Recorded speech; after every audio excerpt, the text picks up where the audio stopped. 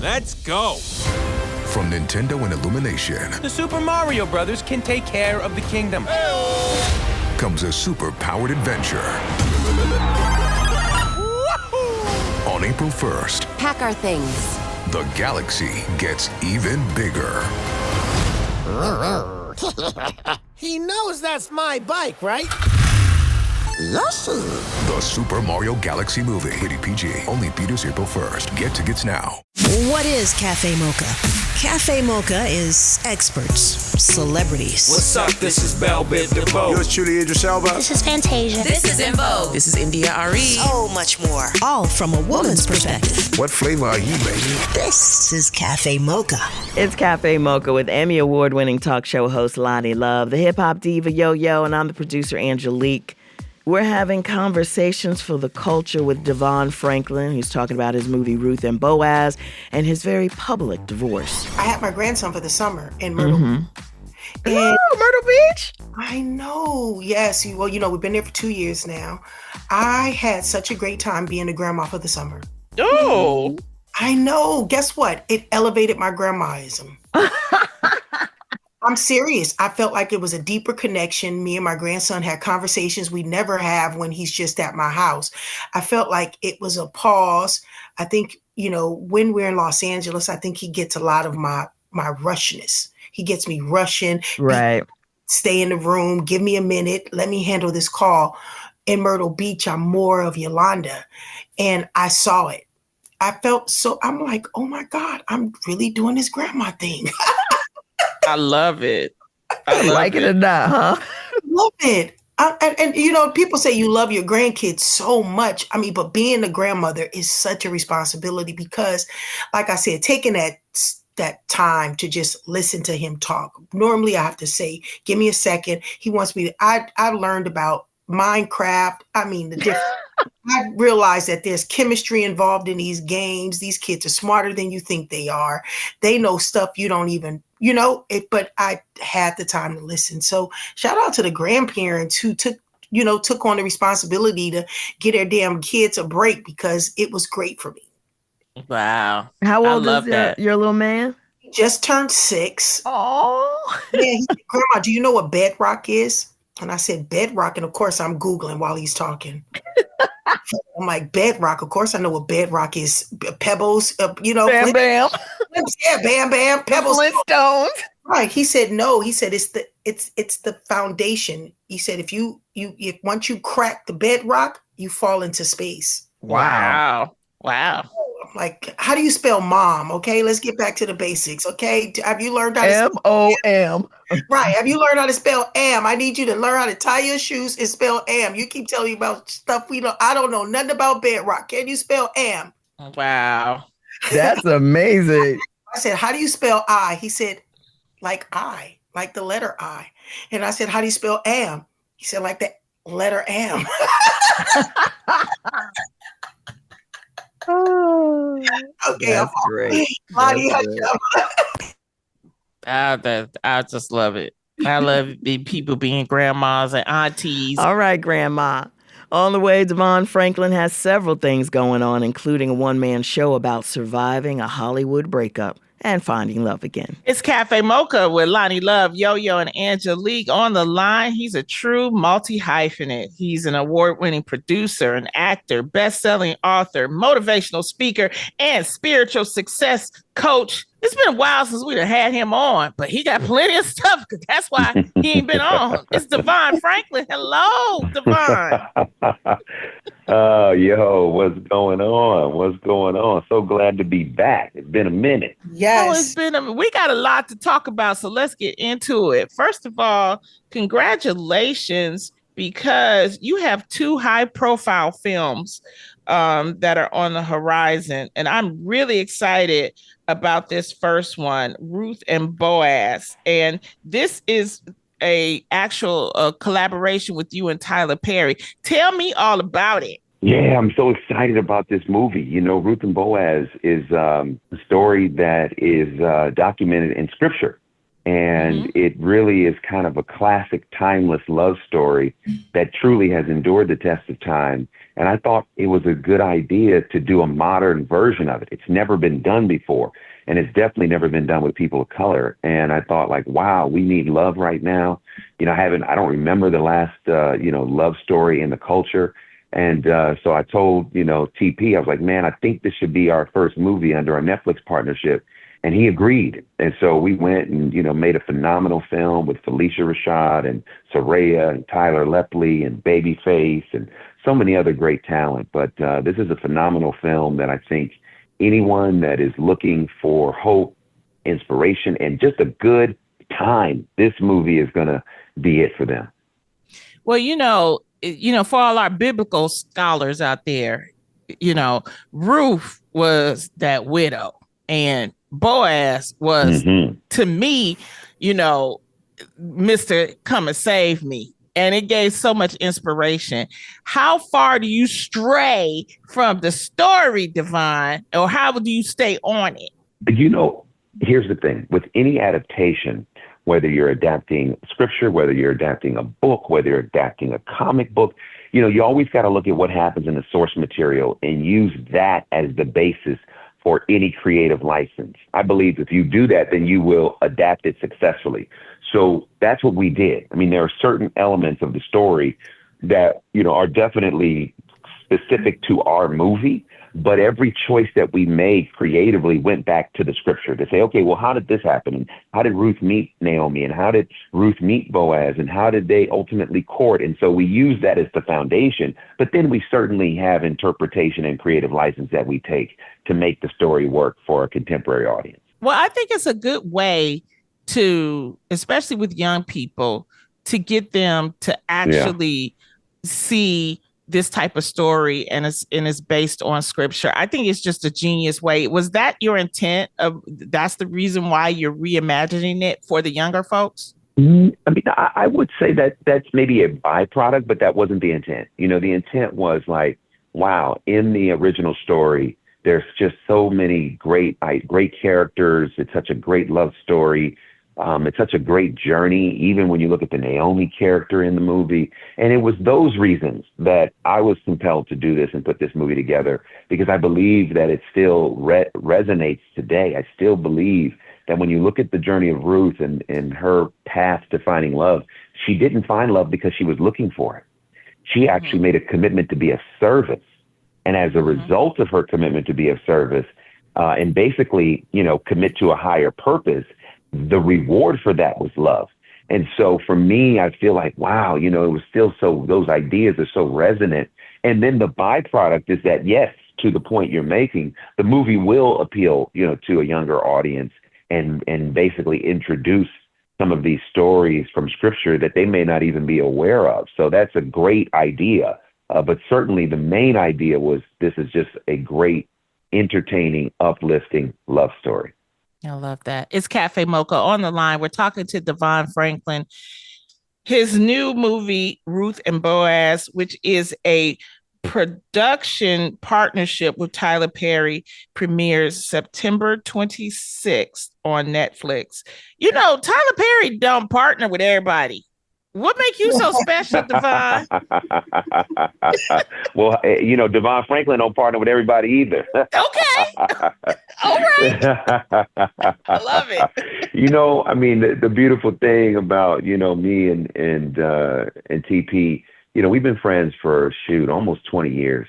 And, we've always wanted to work together. In a few years, I asked him to do a voice in an animated film that I produced.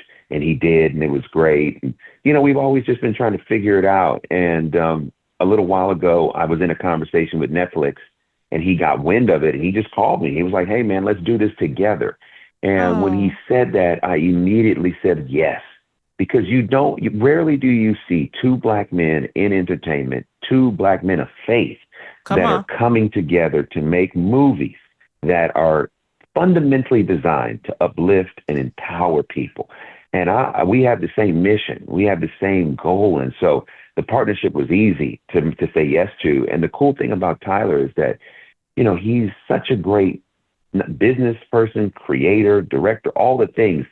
but he basically gave me access to his entire studio, his entire executive staff, to be able to make, this film. And many of you know of him, but I can tell you he is even more than what you know of. Generous, kind, a mentor and a friend. So, the opportunity for us to partner was just phenomenal. And I'm so excited for people to see Ruth and Boaz. And this will be the first of many films to come. Oh, I want to see the Song of Solomon. That's woo. That's the one I want. Okay, Lonnie. Shoot, we might not be able to put that on Netflix. That might be an OnlyFans one, With damn some interest. There you okay. Hey, make your request known. It's okay. Go ahead and speak it. We're talking to producer and author DeVon Franklin. Ruth and Boaz is currently on Netflix, and check out his brand new one-man show. It's on Audible, and it's called Be True, My Journey from Breakdown to Breakthrough. You're listening to Café Mocha.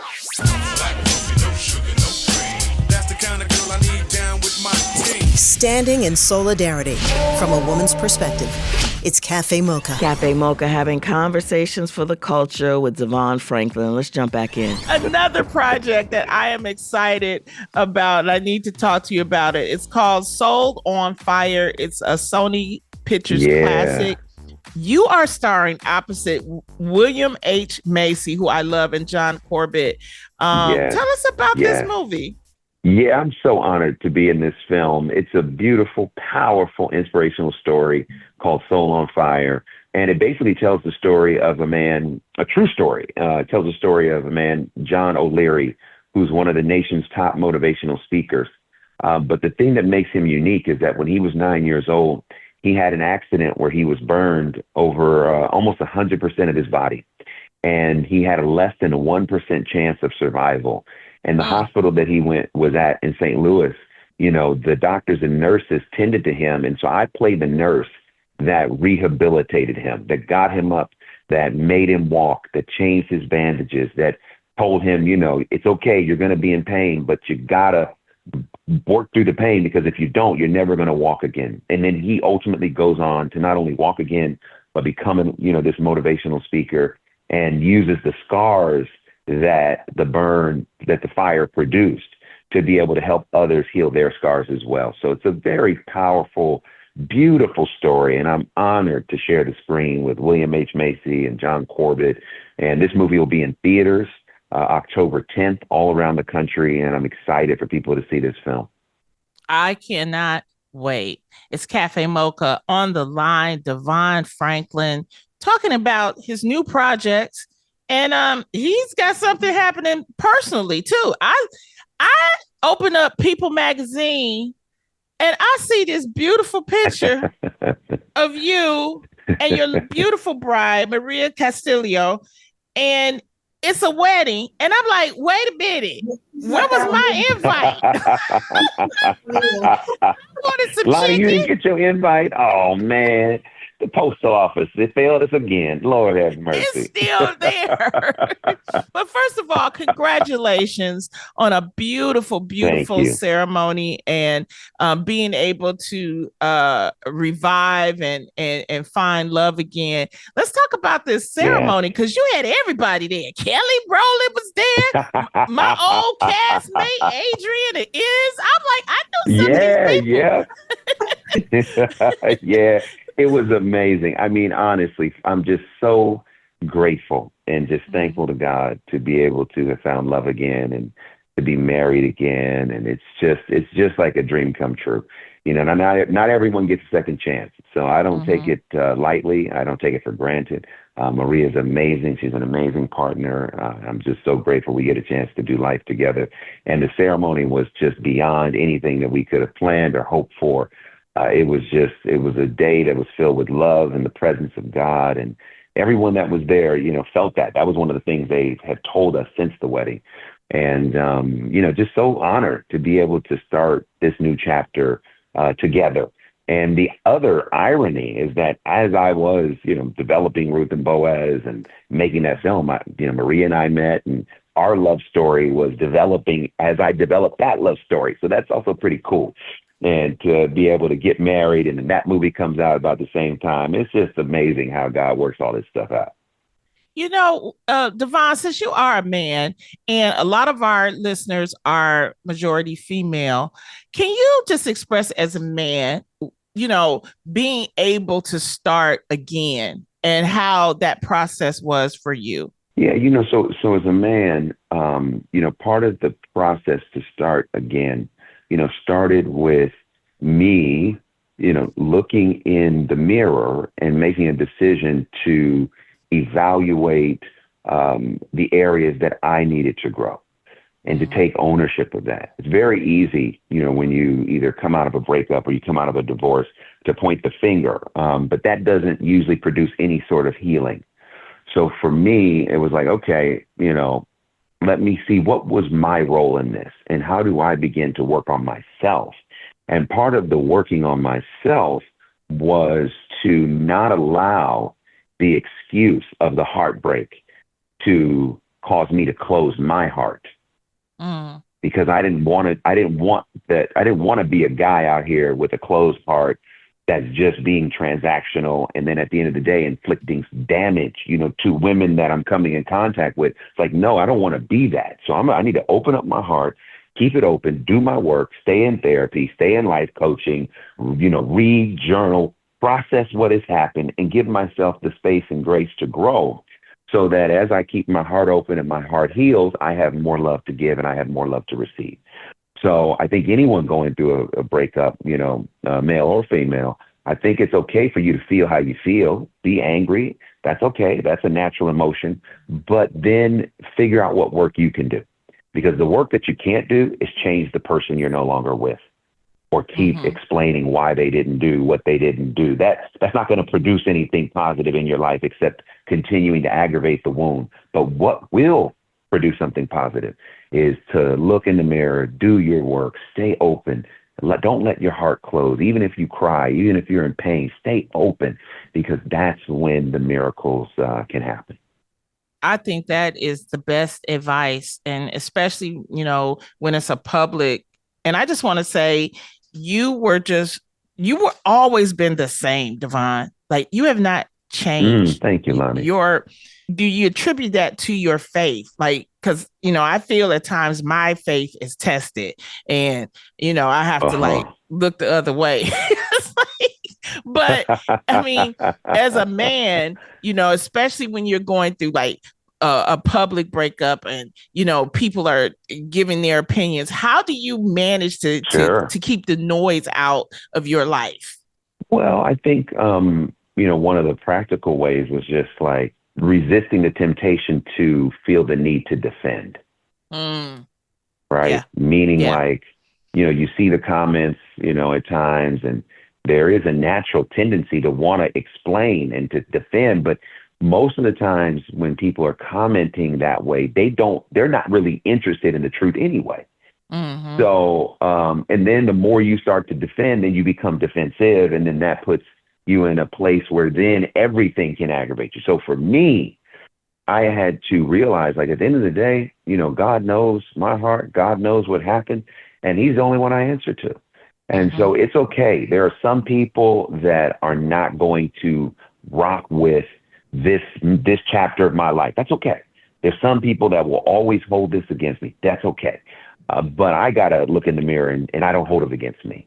God doesn't hold it against me. And so that's where, to me, it starts and it stops, because so often we allow people into our life that we don't even know, that they don't even know us, but we allow their comments and their point of view to then completely change how we move in life. And I just refuse to allow that to be my reality. So, I had to practice peace. I had to, not read everything that was out there, and I had to commit to my process. And it's my process. I had to own that process and allow myself to have the time for the process.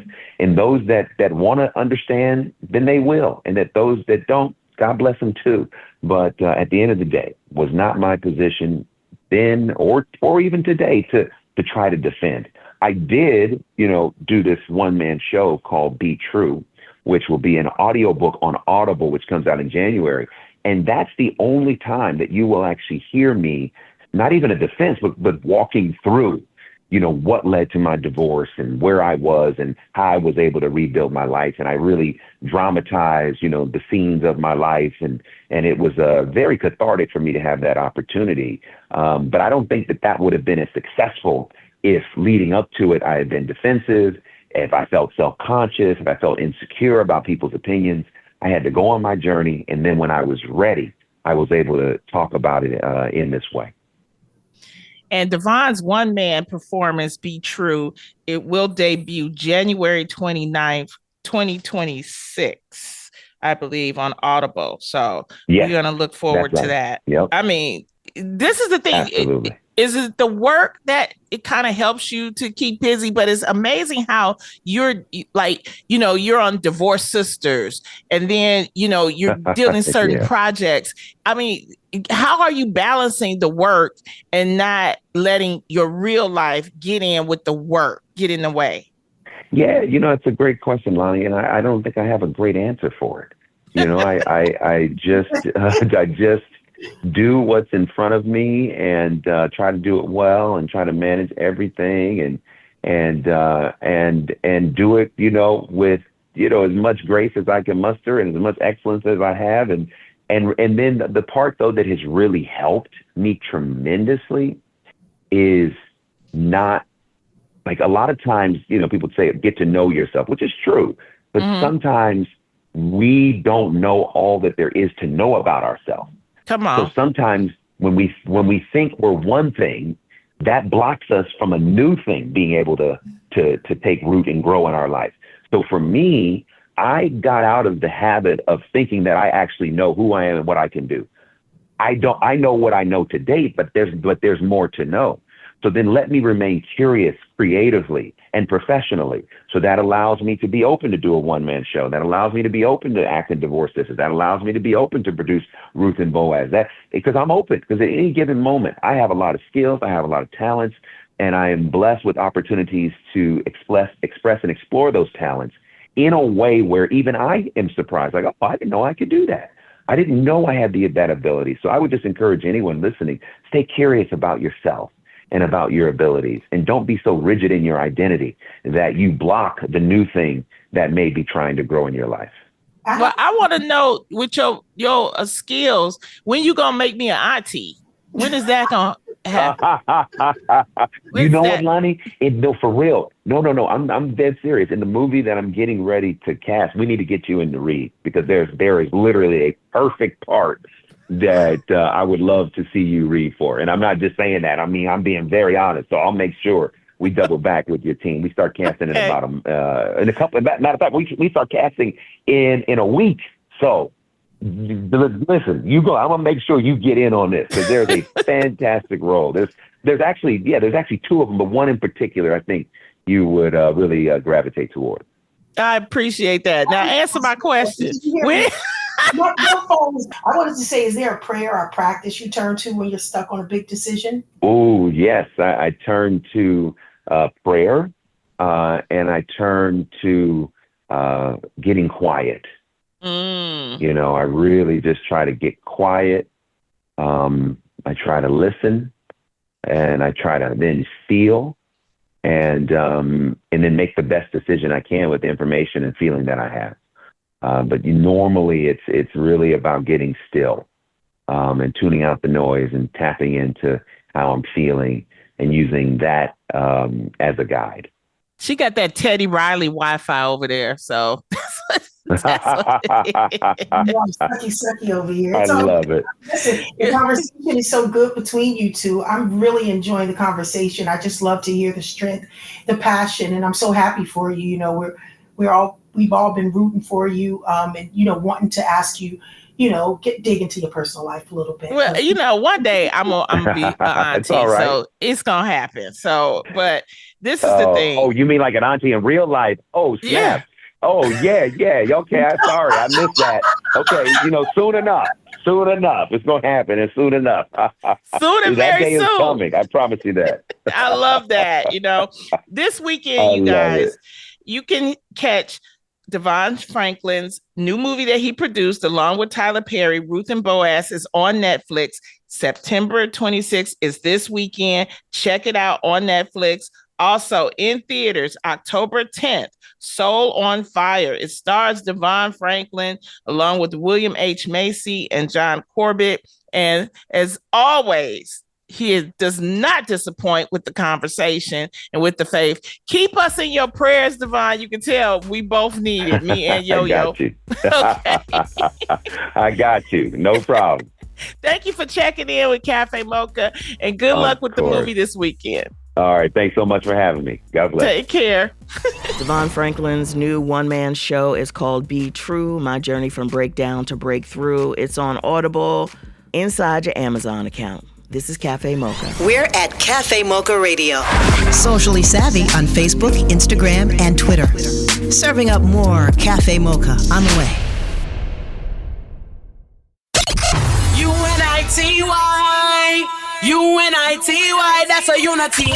It's Café Mocha. It's Café Mocha with Lonnie Love. Yo-Yo, I'm the producer, Angelique. On the line, he is very well versed in books about some of our favorite music legends, Bob Marley, Aaliyah, Halle Berry, who isn't a music legend, but a legend. He did a documentary on James Brown. Joining us right now, he's gotten into a different kind of field right now. His name is CJ Farley.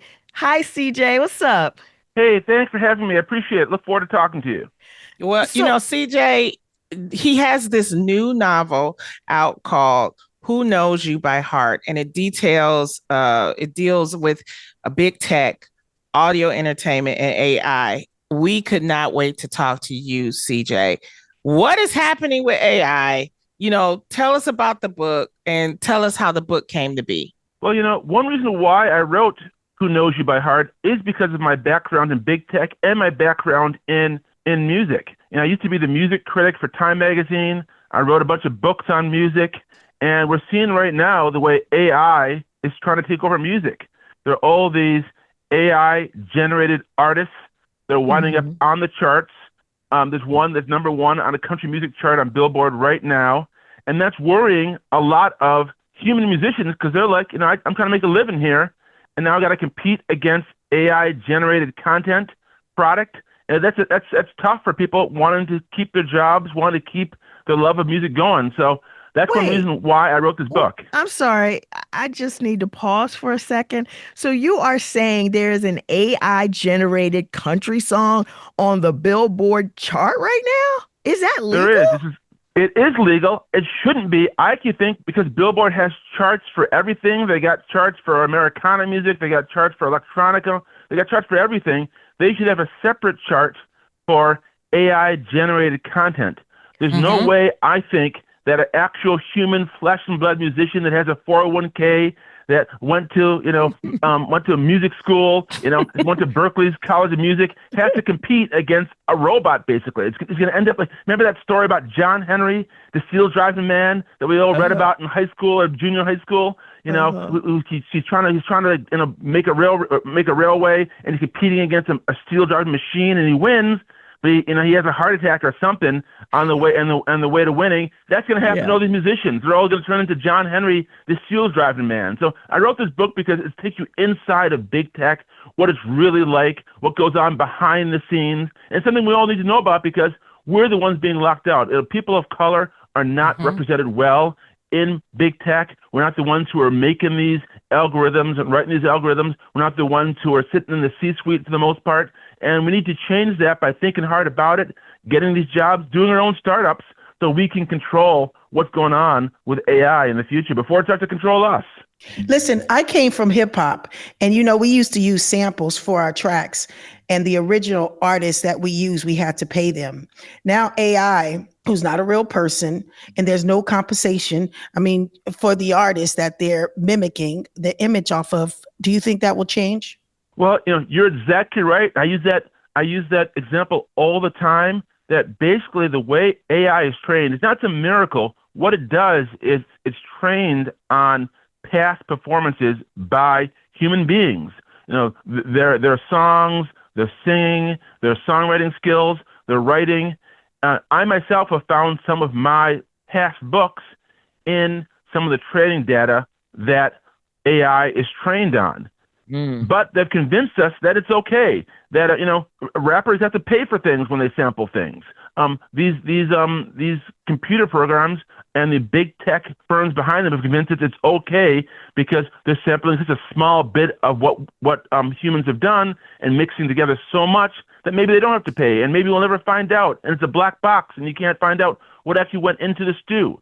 Right. Well, we need to find out what's in the sausage and get people to pay a fair share, because it's taking over things that humans not only can do, but love to do, like music and writing. And so that's a real problem. We had a actor strike about, a year and a half ago, where we were trying to fight for AI restrictions. And I don't even know what came with that, CJ. It's a mess. It's really, really a mess. In your opinion, what do you think is the first thing that needs to be done with this whole AI situation? Well, first off, we got to have truth in labeling. If something is AI content, whether it's music or whether it's a background actor in a movie, we need to have a credit somewhere that says, hey, that's AI. That's what's going on here. Just like when you go into a grocery store, it tells you what's in it because, maybe you're allergic to peanuts. Well, human beings are almost allergic to, we're allergic to AI. If you're an artist, you should be allergic to AI, and you got to know before you ingest it. So we got to know what we're dealing with here. Two, I think we got to make more public the kind of hiring data that some of these big tech companies have. Black people make up about 13% of the labor force in America, but at most of these AI firms, we only make them about maybe 3 to 4% of the executive leadership. And some of that may be exaggerated. It's hard to tell how accurate those numbers are. That's not good, because when they come up with these AI devices and algorithms, they often project them as if they're objective, as if you can trust them. But if we're not involved in the making of them, the programming of them, the running of them, the selling of them, we shouldn't trust them. And we need to be afraid of what they can do, and we need to take steps against that. And again, information is a key here. Knowing what the numbers, the hiring numbers are, the promotion numbers are, knowing how we're represented at these companies, and also knowing what the product is, whether or not we're part of, whether or not the product is being made by AI or made by human beings. The title of your book is called "Who Knows You by Heart." How did you get that title? Yeah, I got that title because you ever heard of Derek Walcott, one of my favorite poets? He's a poet who's from the Caribbean. He has this really great poem called "Love After Love," and there's a line in that poem that goes, give wine, give bread, give back your heart to itself, to the stranger who has loved you all your life, whom you ignored for another, who knows you by heart. And that line always stood out to me because it's a love poem. And there's a love story in my book. I'm talking a lot about AI, and I'm talking a lot about hiring numbers, but it's also a suspense thriller. It's also a love story because I want people to enjoy reading the book, but there are also these serious messages about the threat of AI takeover. But I've always loved that Derek Walcott poem, "Love After Love," and so I sort of named it after a line in that poem. But a lot of the other parts in the book were inspired by people that I've interviewed over the years. I've interviewed like Beyonce, I've interviewed like Taylor Swift, I wrote a book about Aaliyah because I interviewed her. And some of the things that those great performers told me, or that I learned in those interviews, I kind of wove in the book as kind of an Easter egg, just to sort of pay tribute to sort of their great artistry. I love that. We're having conversations for the culture. If you want to dig even deeper into the conversation, check out the podcast at mochapodcastnetwork.com. mochapodcastnetwork.com, or wherever you listen to podcasts. Here's your dose of espresso. Strong, hot news now. This is The Espresso. For those of us who haven't watched Saturday Night Live since Eddie Murphy, last weekend, Oscar-nominated actress Tiana Taylor hosted. Man, I really, really love my kids so much, so I bring them everywhere with me. I ain't even going front. But when I was giving my speech at the Golden Globes, I looked up to see my babies. I wanted to see their faces, just to see that they were scrolling on their phones. So I'm like, this is so amazing. Get off them phones. What an honor. Get off them phones. The Mary J. Blige residency in Vegas kicks off in May. Here's how she started her new year. I wrote this letter to myself. I was like, listen, old Mary, I don't want no parts of you. I was like, I love you, but I can't have you here for this next level. I have to move. And in case you haven't turned on Netflix, it is back, Bridgerton. To the season's most notorious gentleman, Benedict Bridgerton, he must bow to that most powerful of forces, mothers. You simply must marry. You have not met the right young lady. I am charting a more venturesome course. Turn on your Netflix. That's the espresso. UNITY. UNITY. That's a unity. It's Café Mocha. It's Café Mocha on the line with CJ Farley talking about his new book and other things. His new book is titled Who Knows You by Heart. You know, shifting gears, CJ, you interviewed a friend of our show, the late Aretha Franklin. Can you tell us a story about the late Queen of Soul that you remember with your conversations with her? Oh, man, so many stories. She was fantastic. You know, I was back when I was the music critic for Time magazine. And she actually hadn't talked to Time magazine for a couple of decades because Aretha was great at holding a grudge. If you crossed her the wrong way, she was going to stop talking to you. So she hadn't talked to him for like 3 decades or something like that. And so it took me 6 years to get her to sit down and talk to me. And so finally she said, hey, come down to Detroit and maybe I'll talk to you. So maybe it was good enough for me. Went down there, spent a whole afternoon with her at this place I think it was called the Golden Mushroom. This restaurant since closed down. And she was just fantastic. And we really hit it off, had a great conversation, and we used to talk every couple of years. And I remember one time she invited me to her birthday party. And I thought, okay, this is going to be a media thing, right? I show up there with my wife, and there are like maybe 30, 40 other people there. It actually was a birthday party. I'm like, I can't believe I get invited to the Queen of Soul's birthday party. It was really cool. But I tell you, one bad thing that happened is one time I interviewed her on video, and it became a meme. And I asked her a question about Taylor Swift. And she said, what do you think about Taylor Swift? And she wanted great gowns, beautiful gowns, because she couldn't think of, I guess, in the moment, any other good things to say about Taylor Swift. It came off as sort of shade, and it became like a meme. If you search the internet, you can see all these clips of me asking her that question. And Aretha was not happy afterward because she felt the question kind of trapped her, and she was not happy with me for a long time. I felt bad because I actually liked Taylor Swift, and I love Aretha Franklin, so I felt bad that it looked like I was kind of pitting them against each other because I think they had respect for each other's artists, and it didn't quite come off in that little moment where she said the great gowns, beautiful gowns, about the one nice thing she could say about Taylor Swift, who of course is a songwriter too, and a singer, and does a lot of other good things other than dress well. Want a little more of our flavor? Stay right there. It's Café Mocha. It's Café Mocha on the line with CJ Farley talking about his new book and other things. His new book is titled Who Knows You by Heart. It's so funny what you could do with like a sound bite, you know, because it's like everybody uses that, you know, so we have to thank you for that. I mean, maybe she was upset with you, CJ, but in the long run, we enjoyed that meme. Really, legendary. CJ, I wanted to also bring up a documentary that you did about James Brown, Mr. Dynamite, that won a Peabody, which is like huge. Woo! That's like a Grammy plus an Oscar put together. Can you talk about what drew you to that story and how you managed to tell the story of a figure so big? Yeah, well, you know, Mr. Dynamite, The Rise of James Brown, I made that documentary with Alex Gibney, an Oscar-winning filmmaker, back in 2014. It aired on HBO. And I tell you what drew me to the subject, because I'm a black man living in America. I mean, we all love James Brown. It's not like any kind of secret. It's not any kind of thing that's special. I mean, he's part of our legacy. He's in our blood. He's part of the musical DNA of this country. So when Alex and I were talking about what we wanted to do together, of course, James Brown's name came up. And the way we told that story, because he's such a big subject, is you have to sort of focus in on a specific period about his rise and when he sort of became the James Brown that we all know. So even though it tells his whole story, it focuses in on a specific period where James Brown became James Brown. And it was just great to work on that project because he's such a multifaceted artist and the music is so fantastic and so rich. So it really was a privilege and a pleasure to sort of be involved in Mr. Dynamite, The Rise of James Brown. It's Café Mocha on the line with CJ Farley talking about his new book and other things. His new book is titled Who Knows You by Heart. Is the book on audio, CJ? The book is on audio. It's read by Bonnie Turpin, who's a great narrator who also did The Hate You Give which is one of my favorite books, was made into a movie. Bonnie Trippin is one of those narrators. She's gotten a lot of prizes.